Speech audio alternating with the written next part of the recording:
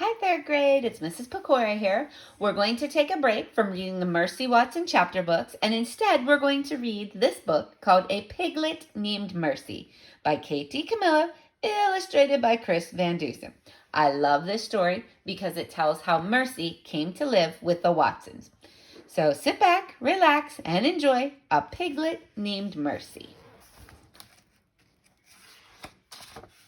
There she is.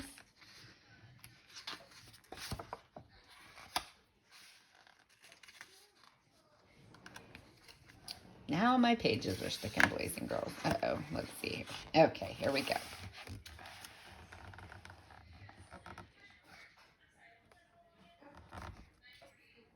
Mr. Watson and Mrs. Watson lived in a house on Deckawoo Drive. Deckawoo Drive was an ordinary street in an ordinary town.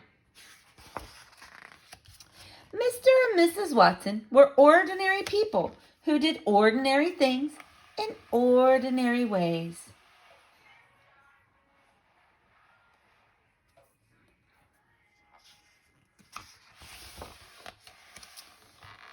One day, Mrs. Watson said to Mr. Watson, "I wonder if we aren't just the tiniest bit too predictable."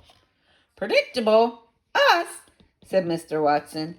"Surely not." "It's just that sometimes I wish something different would happen," said Mrs. Watson. "Things are just fine as they are," said Mr. Watson. Boys and girls, look here. But then something different did happen. This says Molson's Pig Transport. This says Caution Pigs. Uh-oh, wonder who that is. Someone very small and not at all ordinary found her way to the Watsons' house on Deckawoo Drive.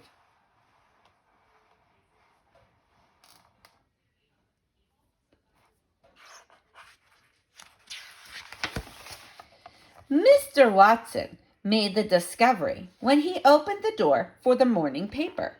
"Mrs. Watson," he called, "come and see." "Oh, the little dear," said Mrs. Watson. "Oink," said the piglet. "I think she's hungry," said Mrs. Watson.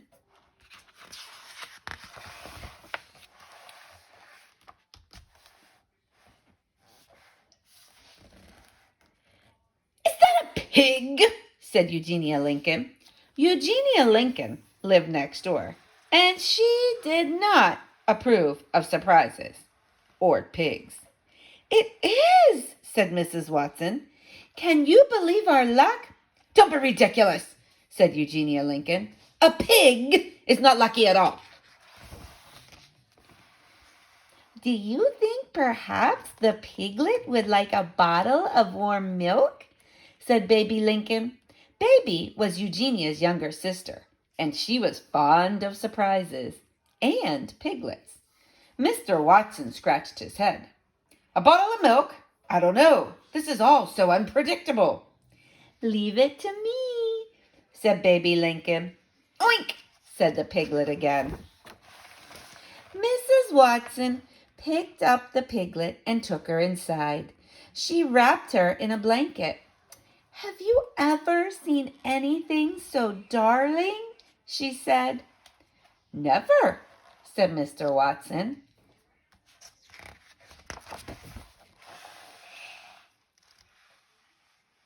"Here's the warm milk," said Baby Lincoln. "I have it right here." Eugenia said, "This is absurd." The pig did not think it was absurd at all. She drank the entire bottle.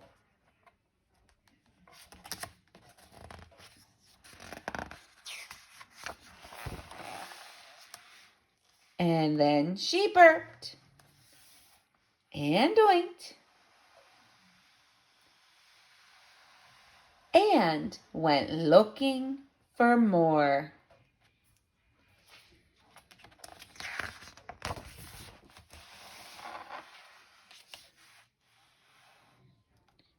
"Oh, my goodness," said Mr. Watson. "Watch out," said Eugenia. "She seems to like toast very much," said Baby. "Oh, the darling, darling thing," said Mrs. Watson. "Mr. Watson," said Mrs. Watson, "perhaps you would like to hold her for a bit." "Certainly," said Mr. Watson. He took the piglet in his arms. He rocked her. He hummed. "How extraordinary," said Mr. Watson. "She is a porcine wonder."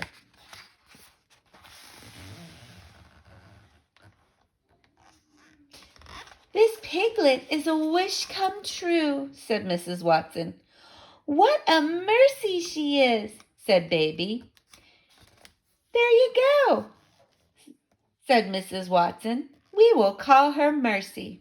"She is not a Mercy," said Eugenia. "She is a pig." "Oink, oink," said the piglet.